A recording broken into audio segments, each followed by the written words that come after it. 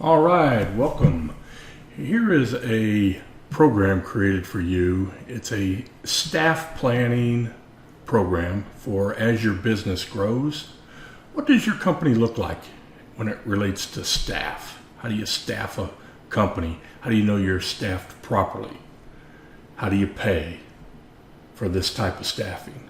And what is about right and what is exactly right? And there's yings and yangs to the staffing, and this plan kind of clears it up for you. As you're a smaller company, an owner's going to play a larger role in the overhead piece or wear many hats, and this will show you that as well, and where an owner has to wear those types of hats. But as you grow, the owner can then decide, okay, what type of staffing do I need to bring on so that I can eliminate some of these hats? And what does that look like as I grow from $1 million to $2 million to $4 million to $7 million to $15 to $30 million, okay, and on up. Okay, so this is a scalable staffing model plan. I used something very similar to this, not this elaborate, but it was the same thought process is what got me to put this program together. This is an introduction here, and I'm going to just kind of show you the tabs on it. One tab is a revenue build tab. So we start with the revenue build. What are the drivers for the revenue in the company? And the drivers are your service technicians and your installers. So I've got it by the three departments: the plumbing, the HVAC and electrical, the service departments, and the installation departments. So that's going to be your drivers, and we'll go through that separately on a tab basis. Now, the other tab is the staffing assumptions. You're going to have some assumptions. So the number of techs you'll need per CSR, the number of CSRs you'll need before you hire a CSR manager, and so on. So these are some of staffing assumptions as you go through this. Now, this is a set piece that we put in based off of the conversation the coaches had. This is kind of where we fell on.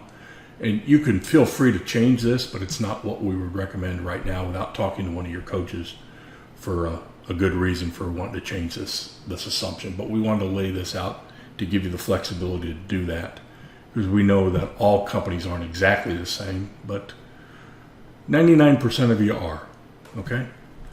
And let's look at then we came up with the position pay. Somebody's wearing this hat in your business at some point.